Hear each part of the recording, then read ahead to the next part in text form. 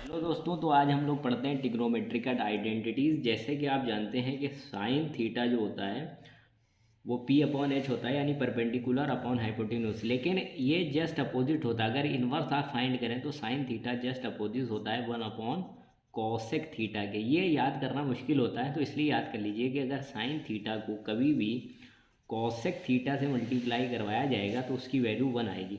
तो अब ये एक दूसरे के रेसिप्रोकल यानी अपोजिट हो सकते हैं। इसी तरीके से अगर आप देखें यहाँ पर हम आ जाते हैं, इधर जगह भी नहीं थी। कॉस थीटा जो होता है 1 अपॉन सेक थीटा का अपोजिट होता है, और ये दोनों का मल्टीप्लाई 1 आता है। कभी भी आपको प्रूफ करने आ जाए कॉस थीटा साथ में लिखाओ इंटू सेक थीटा लिखाओ, तो आप बिना देखे 1 लिख दें, क्योंकि इन दोनों का मल्टीप्लाई 1 ही होगा। आप अपोजिट में देख लेंगे तो इस तरीके से होगा। इसी तरीके से tan theta into cot theta का भी अगर आपस में मल्टीप्लाई करवाएं तो ये 1 आता है। एक आइडेंटिटी लोगों को प्रूव करने में ज़्यादा मुश्किल होती है, वो है 1 कि sine square theta plus cos square theta is equal to 1 कैसे आता है।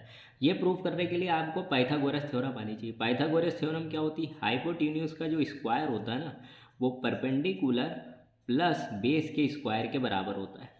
अब फर्स्ट टाइम आप इस पूरी इक्वेशन को h से डिवाइड करवा दीजिए। पूरी की पूरी इक्वेशन को h से डिवाइड करवा दें। Dividing the whole equation by h से पूरी इक्वेशन को आप भाग दे दें मीन्स डिवाइड करवा दें।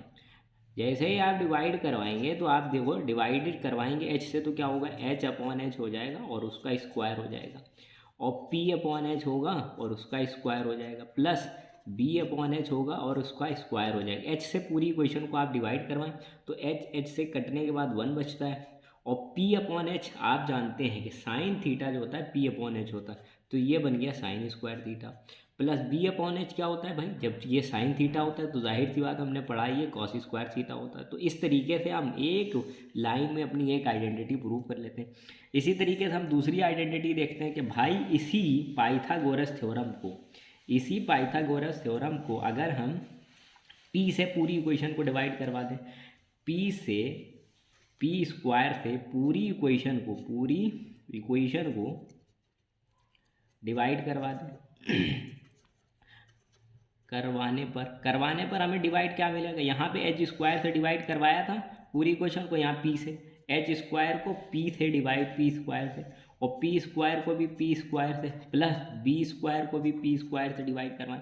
जैसे ही हम डिवाइड करवाएंगे तो हमें एक चीज़ मिल जाएगी, एच अपॉन पी का होल स्क्वायर मिल जाएगा, क्योंकि आप अलग अलग स्क्वायर को आप पूरे होल के स्क्वायर पे भी लगा सकते हैं, और पी स्क्वायर से पी स्क्वायर कैंसिल हो जाएगा, जो 1 बचेगा, प्लस बी अपॉन पी का आप होल स्क्वायर कर सकते हैं, क्योंकि दोनों आइडेंटिटी स्क्वायर सेम है। और जैसे ही आप करते हैं तो ये जो आपका फार्मूला निकल के आता है एच अपॉन पी, देखिए एच अपॉन पी क्या होगा, P upon h sine theta का है, तो एच अपॉन पी किसका होगा, कॉसेक थीटा का। सिंपल सी बात है कि ये वाला कॉसेक स्क्वायर थीटा का फार्मूला है, और 1 तो यहाँ लिखा हुआ है, प्लस b अपॉन पी किसका है, जैसे कि p अपॉन पी टेन का होता है तो b अपॉन पी, क्योंकि टेन और कॉट आपस में एक दूसरे के रेसिप्रोकल होते हैं, तो ये कॉट स्क्वायर थीटा। तो एक आइडेंटिटी आपके पास इस तरीके से भी प्रूव हो गई। कभी कभी ये भी लिखा होता है कि sec square theta minus cot square theta is equal to 1, तो इसको भी हम इसी तरीके से प्रूव कर लेते हैं। अब तीसरी आइडेंटिटी हमारे पास बची है, जब हमने एच से divide H square P square से डिवाइड करा, तो अब हमारे पास एक लास्ट चीज़ बचती है। अब हम डिवाइड करवाएंगे उस इक्वेशन को, पूरी की पूरी इक्वेशन को, यानी यही पाइथागोरस थ्योरम को पूरी की पूरी इक्वेशन को बी स्क्वायर से भाग दे देंगे पूरी इक्वेशन। जैसे ही भाग देते हैं तो एच अपॉन बी का होल स्क्वायर बन जाएगा, अब p square upon b square बन जाएगा, और बी स्क्वायर प्लस में है ये अपॉन बी स्क्वायर, ये तो आएगा कटने के बाद 1। लेकिन एच अपॉन बी क्या होता है भाई, एच अपॉन बी जो होता है बी अपॉन एच कॉस का होता है, तो h upon b sec square theta की वैल्यू होती है, और पी अपॉन की भी क्या होता है, ये टेन स्क्वायर थीटा की वैल्यू होती है, और ये दोनों कटने के बाद क्या बनते हैं, 1 बनते हैं। इसी आइडेंटिटी को वो एक और तरीके से लिखते हैं, जो कि है sec square theta minus tan square theta is equal to 1। तो तीनों आइडेंटिटीज़ को आपको प्रूव करने के लिए सिर्फ पाइथागोरस थ्योरम याद होनी चाहिए कि भाई पाइथागोरस थ्योरम क्या है, कर्ण का स्क्वायर इज इक्वल टू लंब का स्क्वायर प्लस आधार का स्क्वायर।